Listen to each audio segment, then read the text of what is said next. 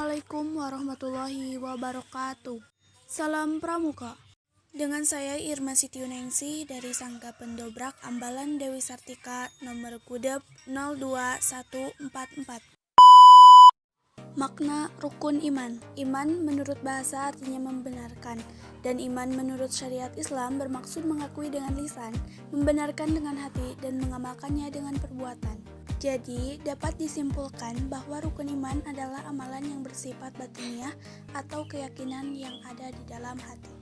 Nah, rukun iman terdiri dari 6 poin. Di antaranya, yang pertama, iman kepada Allah Subhanahu wa Ta'ala. Yang kedua, iman kepada para malaikat. Yang ketiga, iman kepada kitab-kitab Allah Subhanahu wa Ta'ala. Yang keempat, iman kepada nabi dan rasul. Yang kelima, iman kepada hari akhir atau hari kiamat. Yang keenam, iman kepada qada dan qadar. Yang pertama, makna iman kepada Allah Subhanahu wa Ta'ala. Makna dari rukun iman yang pertama yaitu kita meyakini bahwa tiada Tuhan yang layak disembah selain Allah Subhanahu wa Ta'ala. Rukun iman yang pertama ini berarti kita harus meyakini dengan sepenuh hati bahwa Allah yang menciptakan seluruh makhluk yang ada di langit, bumi, dan seluruh alam semesta. Yang kedua, makna iman kepada para malaikat.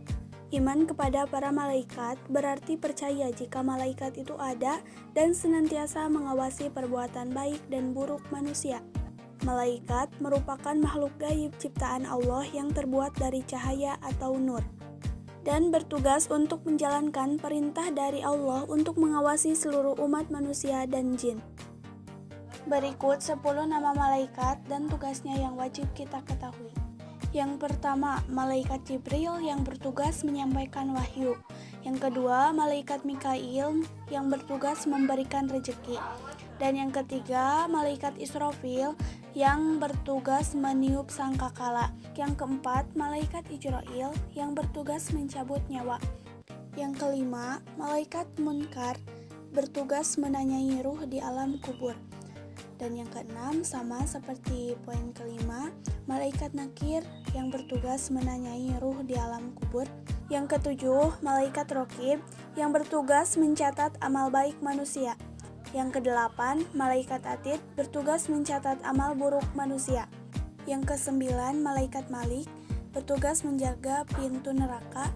Yang kesepuluh, malaikat Ridwan yang bertugas menjaga pintu surga.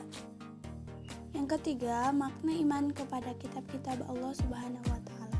Makna dari iman kepada kitab-kitab Allah Subhanahu wa Ta'ala adalah jika seluruh kitab yang diturunkan kepada Nabi datangnya dari Allah Subhanahu wa Ta'ala, terutama kitab suci Al-Quran yang menjadi pedoman seluruh umat Islam.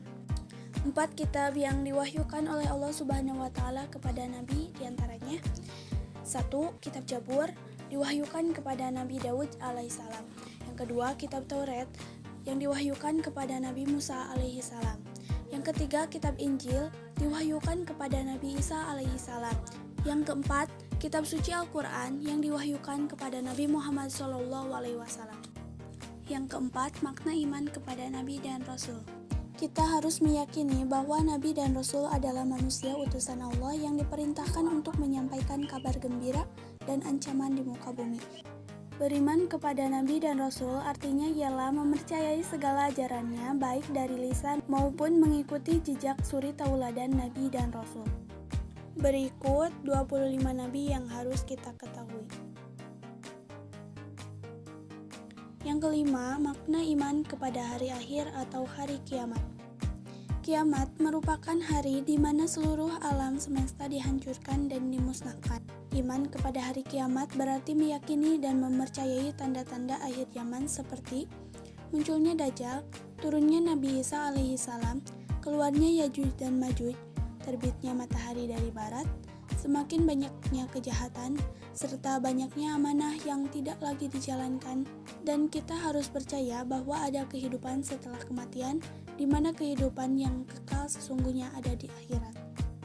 Yang keenam, makna iman kepada qada dan qadar. Maknanya ialah kita mengimani bahwa apapun yang terjadi di muka bumi, juga pada diri kita sendiri, sebagai manusia baik maupun buruk, merupakan kehendak dari Allah Subhanahu wa Ta'ala.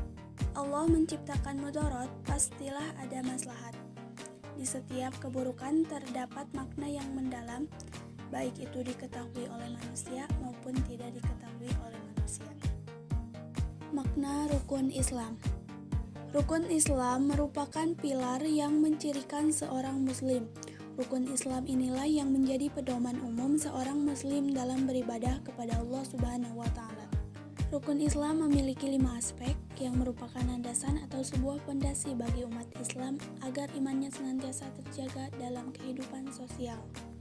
Hal ini menandakan rukun Islam wajib diamalkan setiap orang yang beragama Islam, sehingga hal tersebut bisa dijadikan tanda bahwa seseorang beragama muslim atau tidak.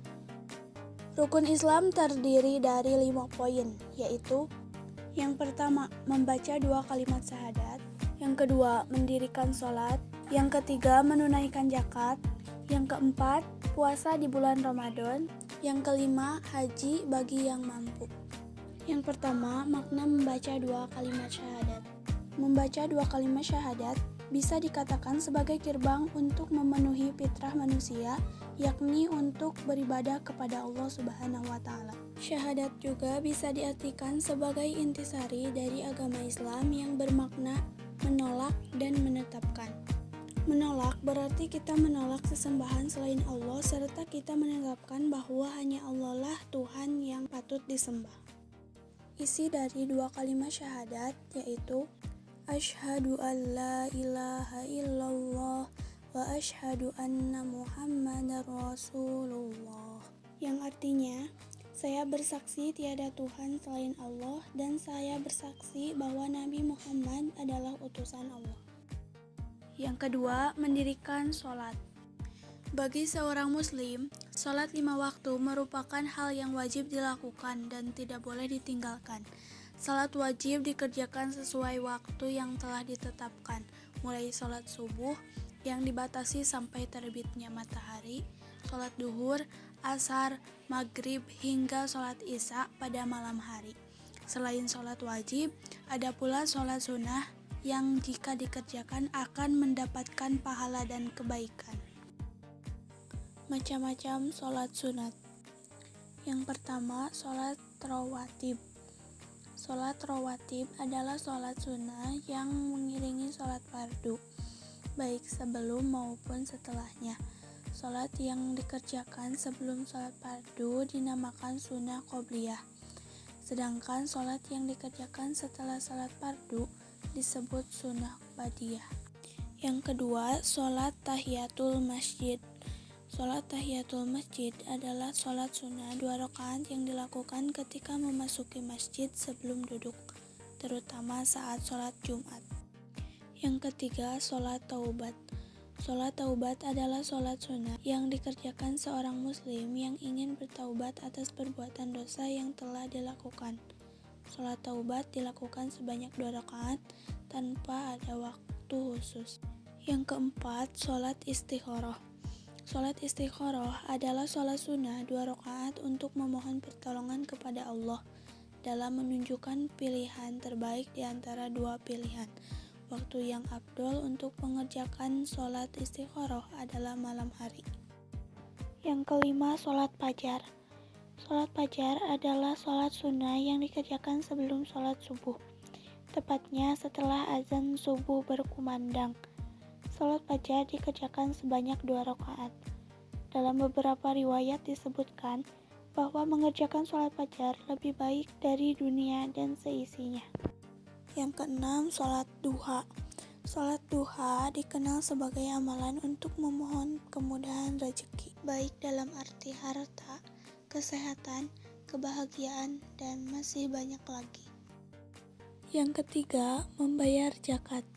Zakat merupakan rukun Islam yang wajib dilakukan bagi setiap umat Islam yang dirasa mampu untuk melakukannya.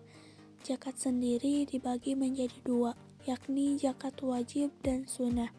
Zakat wajib biasanya disebut dengan zakat fitrah yang dibayarkan sebelum perayaan Idul Fitri dan jumlahnya biasanya sudah ditentukan, serta zakat mal atau zakat yang bergantung pada penghasilan. Yang keempat, menjalankan puasa Ramadan. Seorang muslim wajib menunaikan ibadah puasa Ramadan setiap tahunnya. Bulan Ramadan adalah bulan yang dipenuhi berkah, sehingga apabila umat muslim melakukan kebaikan akan mendapatkan pahala yang berlipat ganda. Puasa adalah kegiatan yang dilakukan seorang umat muslim, di mana tidak hanya menahan lapar dan haus, tetapi juga harus menahan segala hawa nafsu dan amarah. Yang kelima, naik haji bagi yang mampu. Menunaikan ibadah haji ke Tanah Suci merupakan kewajiban umat muslim yang mapan dan mampu, baik lahir maupun batin. Hal ini dikarenakan menunaikan ibadah haji membutuhkan banyak persiapan serta memakan biaya dan kesiapan hati yang matang. Ibadah haji dilakukan setiap tahun pada bulan haji atau bulan Zulhijjah. Umat muslim tetap dapat mengunjungi Tanah Suci selain pada bulan Zulhijjah untuk menjalankan ibadah umroh. Sekian penjelasan dari saya, semoga bermanfaat. See you next time. Wassalamualaikum warahmatullahi wabarakatuh.